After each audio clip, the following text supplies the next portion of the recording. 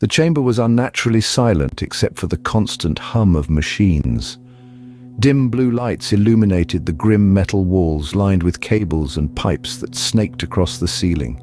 In the room's center loomed a cylindrical glass tube filled with viscous liquid, faint bubbles rising and popping around the figure within, a naked man floating unconscious, wires and tubes connected to ports implanted across his pale skin. A series of rapid beeps cut through the ambience as data streamed across a monitor. The man in the tube jerked and twitched, the first signs of life in days. His eyes flew open, cloudy grey irises constricting against the harsh blue glow. Bubbles erupted from his nose and mouth as consciousness flooded his senses. Panic overwhelmed him and he thrashed in an attempt to free himself from the choking liquid. Alarms blared, the glass tube hissing as it began to drain. He collapsed onto the cold metal floor, coughing and gasping for air. Shivering, he looked around and stumbled to his feet. A set of plain clothes had been left on a small table. He hurriedly dressed himself, noticing a strange serial code tattooed on his inner forearm, D3174. Shouts echoed from beyond the room's thick metal door, growing nearer. He had to escape. Spotting an air vent, he pried off the grill and pulled himself inside just as the door hissed open. D3174 crawled through the claustrophobic metal vent, distant alarms ringing in his ears. Each turn took him farther from the room, but to where? Glimpses through the occasional vent revealed a sprawling complex of sterile white halls, occupied by people in uniforms and lab coats. Clenching his jaw, he kept moving until the vent led him to a maintenance access tunnel. It was unoccupied, dimly lit by periodic red lights along the curved walls. Relieved to be free of the cramped vent, he followed the tunnel until he came upon a ladder that ascended into darkness. It seemed to be his only option. He began to climb. The ladder went on endlessly, his arms burned and his breath grew ragged, but still he climbed towards the distant sound of machinery. After what felt like hours, it ended at a metal hatch. He turned the locking wheel and heaved it open, emerging into a massive factory warehouse filled with autonomous machinery and conveyor belts processing unrecognizable components.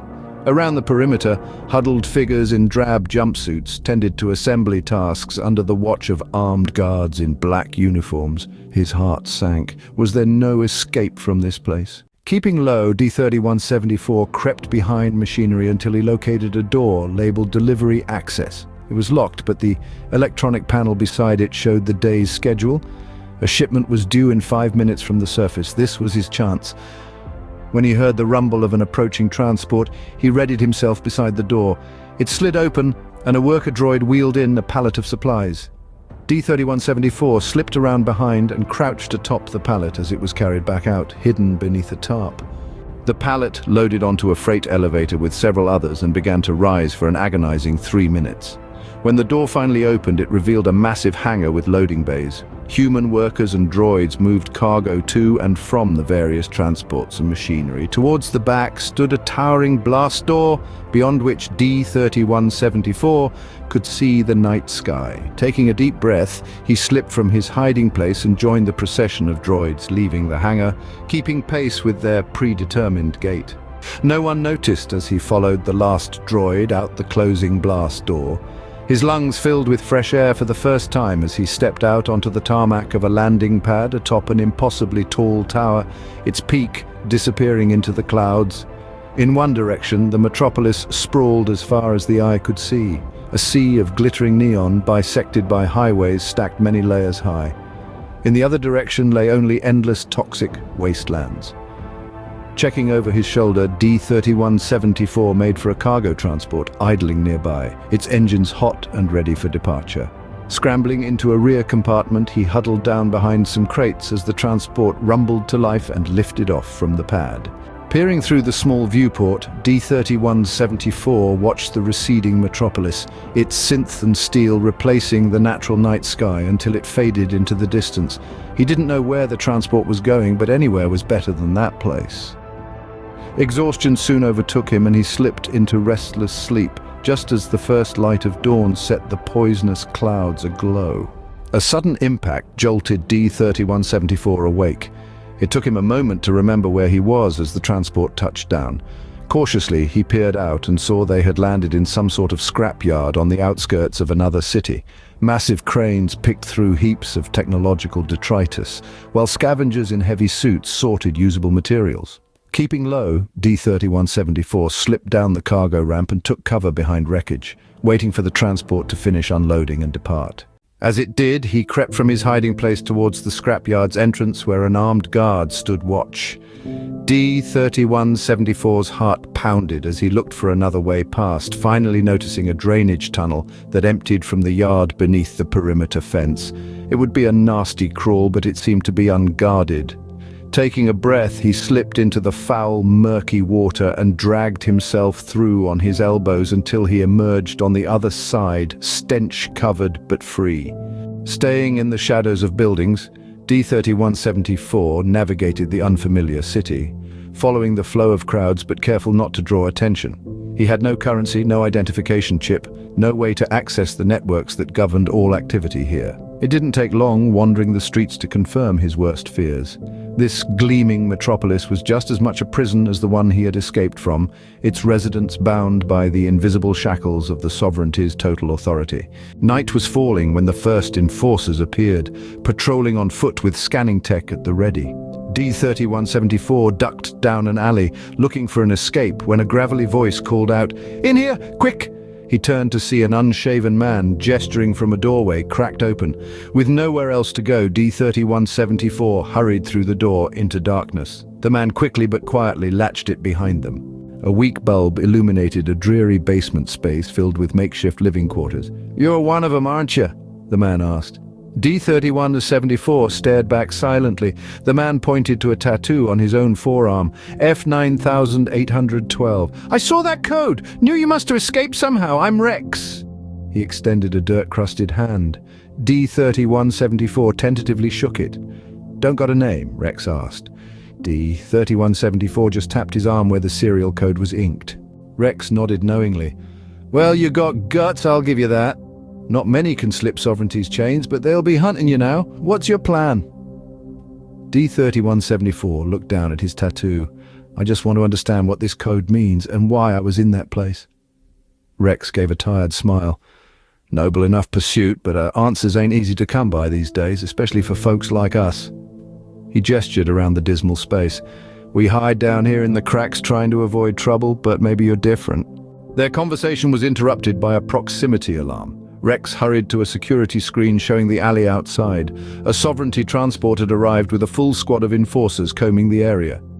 "You tripped a sensor on your way in," Rex grumbled. "They're sweeping the whole block."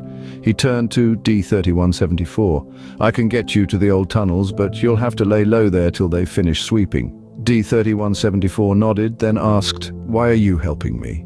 Rex gave his tired smile again. "Let's just say you remind me of someone I used to know, someone who also went looking for answers back before—" His voice trailed off and he shook his head before waving. D31.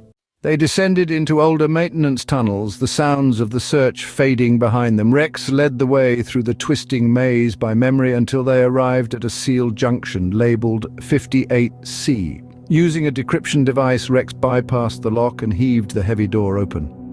"This tunnel will take you outside the city. I'd come with you, but these old legs just aren't made for that kind of run anymore." D3174 clasped Rex's hand. "Thank you. I'll find a way to repay you for this." Rex waved him off. "No need for that. Just do me a favor and be careful out there. And if you do find any truths worth sharing, try and get them back to the rest of us poor saps still living the lie, huh?" D3174 nodded and slipped past the door into the dark tunnel beyond. He could hear Rex seal it behind him, shutting out the last of the city's light. Alone again, but somehow deeper in purpose, D3174 pressed onward into the unknown. Miles later, the tunnel ended at a rusted blast door. Prying an access panel open, D3174 crossed some wires until it groaned and lifted just enough for him to slip under. The door led out halfway up a crumbling elevated highway, most of its lanes having long ago fallen away into the surrounding dead marshlands. In the distance, the city glowed against the night sky. D3174 climbed down and picked his way through the muddy terrain until the city lights had faded and he was surrounded by darkness. Finding a relatively dry patch beneath a collapsed overpass, he settled in and finally allowed exhaustion to take hold. His sleep was haunted by flashes of the lab, the serial code tattoo, and distant screams. D3174 jerked awake, heart racing as intangible nightmares faded back into darkness. The horizon was just beginning to glow with the coming dawn. Knowing he couldn't remain still for long, D3174 continued his aimless journey across the marshlands. The landscape remained bleak and toxic for miles until the marsh gave way to lifeless desert. The sun beat down relentlessly, and his throat burned for want of water. Strange mutated creatures darted amongst the dunes, avoiding him. D3174 was nearing collapse when he tripped and tumbled down a sand slope, coming to rest atop something solid and metal. Brushing sand clear, he realized it was an ancient mobile shelter buried in the dunes, military insignias faded by centuries of wear. Prying the hatch open revealed a cramped interior with a desiccation unit, protein stores, and most importantly, water. After greedily guzzling his fill, D3174 inventoried his newfound bounty. Whoever had occupied this shelter had left in a hurry, abandoning it fully stocked. He spent the next few days recovering his strength, plotting his next move. The few scattered outposts marked on the old map were all surely abandoned or repurposed by now, except one, an old military bunker that, according to the map, housed a defunct underground data network. If answers about his past existed anywhere, they would be there. D3174 memorized the route and prepared to set out. Rested and supplied, he got the old shelter mobile running again and headed northwest, relying on the ancient nav system. Days later, after contending with brutal storms and evading mutated predators, D3174 arrived at the coordinates. All that remained was a crumbling concrete bunker, half buried in the now flooded valley it once overlooked. Clearing rubble and debris, D3174 located an access shaft and rappelled down into the gloom. Most of the interior had flooded over time, but he eventually found a sealed control room still dry and intact. Working by the light of his headlamp, he bypassed the antiquated systems until the main computer blinked to life, monitors and drives humming. His heart leapt, quickly browsing through decades of data. Most was corrupted, but he found one encrypted file titled D Project. He copied it to a data drive and powered down the system, his hand shaking with anticipation. After a decade entombed down here, was this file the key to his past? There was only one way to find out.